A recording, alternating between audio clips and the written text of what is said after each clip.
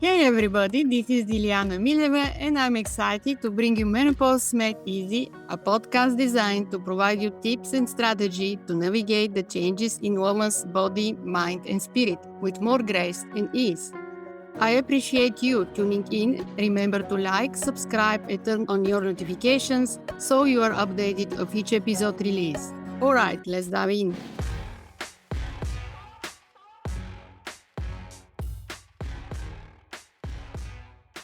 Hello, everyone, and welcome again. Welcome back to another episode in Menopause Made Easy podcast. I'm Dilyana, your host, menopause coach, and today I have also CIarissa with me. She is internationally recognized midwife and menopause coach and speaker who helps women reinvent themselves by shifting their mindset, building resilience so that they become that woman who light up the room, confident and energized.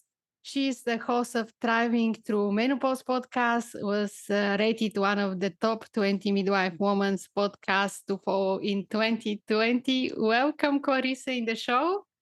Yeah, thank you, Dilyana, for inviting me onto the show. It's such a pleasure. You have a very identical or similar services, but you kind of complement each other also. But let's begin to introduce you a little bit more in our audience, how you work with your clients regarding and how you help them with the menopause.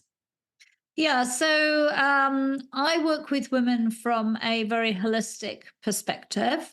I am a coach, but I'm also a Chinese medicine practitioner and a certified mindfulness practitioner. So I'm very focused a lot on the mental health side of menopause rather than nutrition or exercise. My absolute focus is emotional well-being, mindset, and how we manage things like stress and anxiety at this time of life. And how actually menopause, how actually mindfulness help women in menopause? Well, yes, mindfulness can really help women in menopause in a number of different ways. There is quite a lot of scientific evidence. A number of very large studies have been carried out over the last 5 to 10 years that show that mindfulness can help women reduce the severity of their symptoms, in particular hot flashes, and it can bring them a greater sense of well-being. Mindfulness also, of course, whether it's for menopause or not, is recognized as a very effective way to help people manage anxiety. And of course, we know that women struggle with anxiety in menopause. It's a very common perimenopause symptom, more so than menopause. And so mindfulness can help us to approach our anxiety different and actually dial it back. And with respect to both anxiety and low-level depression, mindfulness can be as effective as cognitive behavioral therapy. Mindfulness can also help you to sleep, and it can support us to have better eating habits. So obviously mindful eating is quite similar to intuitive eating. It's a very specialized form of mindfulness, and it can help us to be able to change the way we eat, some of our eating habits, make us more mindful about what we're eating, when we're eating. And so it's very, very helpful if we would need to change a particular habit, if we're eating too much sugar, drinking too much alcohol, maybe we don't have the best nutrition habits, then mindfulness is an additional tool that a lot of nutritionists also use. So there are a lot of ways that mindfulness has been proven to help people. And of course, it generally just helps us feel a little calmer and more in control, because we know that we can have mood swings and moments in menopause where we just feel a bit rocked, and it can just bring us back to that present moment where we activate the parasympathetic nervous system and we dial back on the sympathetic fight flight side of our brain. So mindfulness being in the present moment and be aware of what's happening in the present moment. And then also there's different practices of mindfulness, as you mentioned, the mindful eating, mindful movement, and so much more. So for someone who is new in this concept, in this idea, how they can start practice mindfulness in their everyday life? That's a good question. I think one of the things we can learn to do is just to stop and take a breath and tune in to ourselves. How do I feel? Scan our body, notice where there's any tightness, where we may be holding tension in our body, and see if we can just soften and breathe and let that go. And we can stop and do that maybe every half an hour, every 20 minutes, get up and connect into ourselves at our desk, at home, just, taking a moment saying, okay, I'm just going to pause and stop, and getting used to having small mindful breaks. So I would say 1 minute is enough really to get started in learning to practice bringing yourself out of all your head thoughts and just to where you are. Good things to do that is a technique that I love called 5, 4, 3, 2, 1. It's a very famous technique.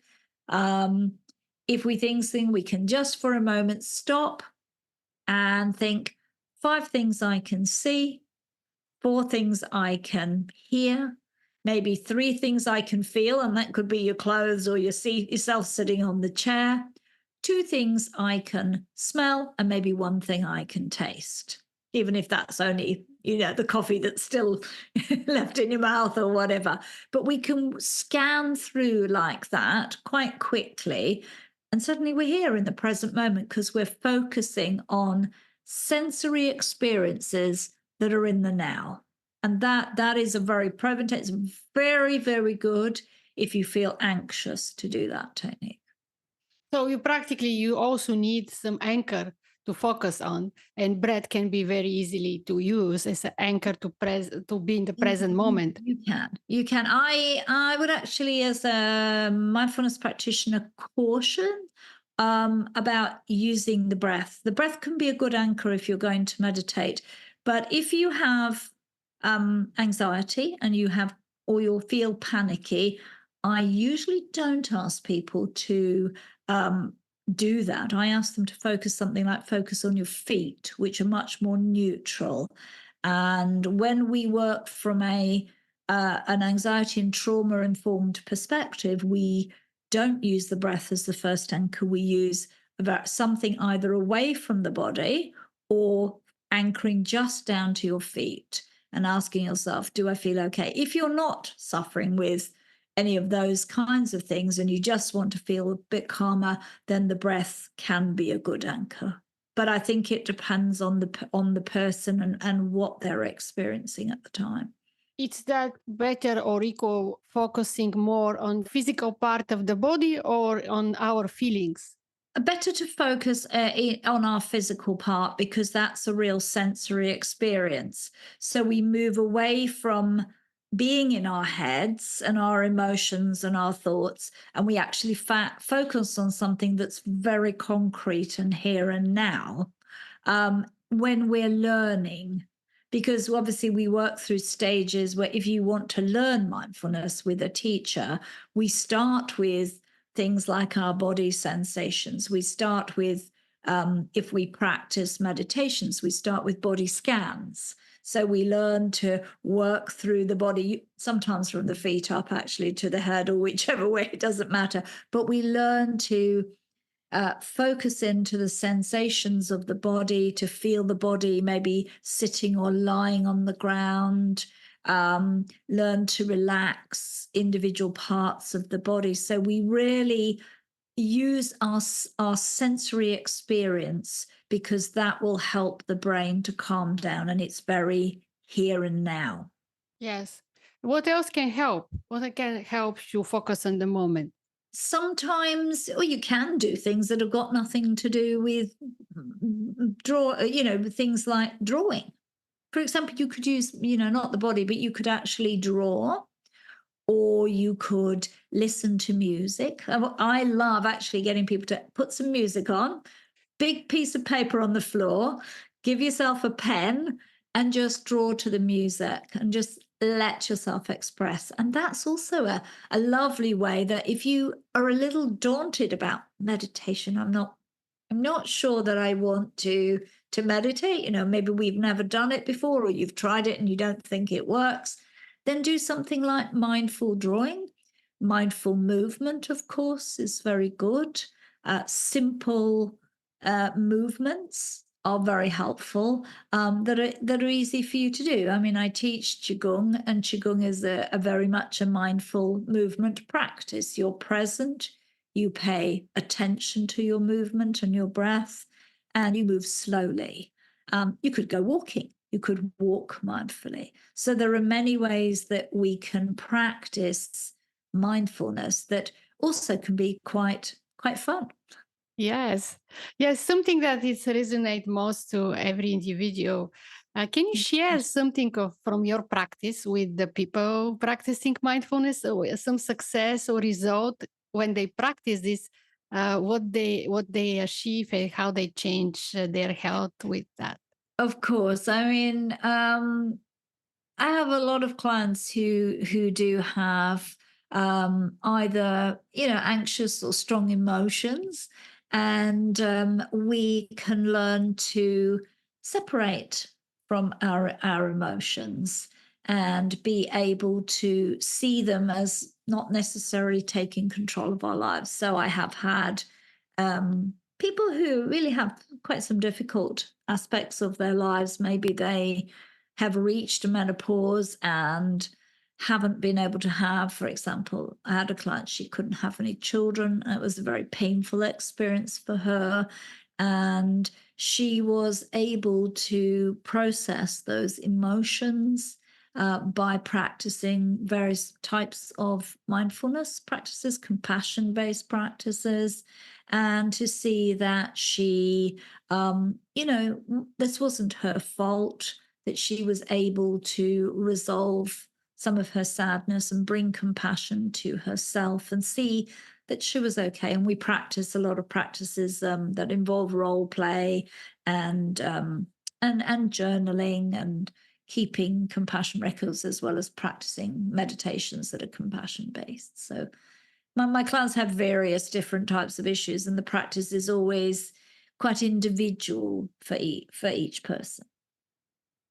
But they have positive result practicing mindfulness. Yes, if they practice. If they practice. If they practice, that's the key. We can't do our meditation once and then maybe not do it again for another 2 weeks. It's a practice. And there is a lot of evidence that if we practice mindful-based meditations type practices, then within about 8 weeks, we can see quite a shift in ourselves. And if we were to look at somebody's brain, their brain could have changed. They will have less of the enlarged aspects of the brain that we have when we're very stressed and fight and flight. So the amygdala can actually shrink in size. And we can see that the prefrontal cortex of the brain can actually look as if it's bigger and stronger. And that's obviously where we're better able to process our emotions. So not only do you feel possibly more in control and calmer, more positive, but that might actually show up in the actual structure of your brain. What you can say for people who to encourage them to start with this practice and to stick with the practice, to keep the practice? Well, I think the important thing is to practice it in small bites. I think if you think you're going to do mindfulness and I've got to do 20 minutes or half an hour meditation, we often don't get there. So I like to think of what I call living the middle way, mindfulness in daily life. So that means that we have different moments throughout our day to practice mindfulness. So we can practice it. We might take a slow walk in the morning. and we observe nature around us. We might take time when we have a coffee to sit quietly and actually really experience taking that coffee. We might stop and listen to some soothing music at lunchtime and just allow, because music is a mindful practice, you can listen to music and bring your emotions down. And we might take a few moments traveling home to just sit quietly and just observe our breath and our thoughts if we travel by public transport. And we might close the day with a short meditation. So we're making time throughout our day in small bites of 5 and 10 minutes that allow us to have mindfulness as part of our life, rather than I've got to do half an hour meditation, and then it doesn't happen.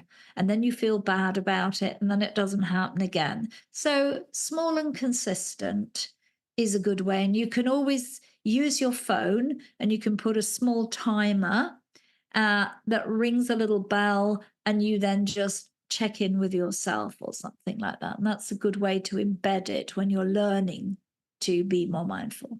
And I guess with the practice, it's become natural. It becomes something that you don't think about even. It's become part of your everyday life. Absolutely. It becomes part of who you are rather than something that you have to do. And I think that's true as much whether you're practicing it as a meditative practice or a somatic practice. Yes.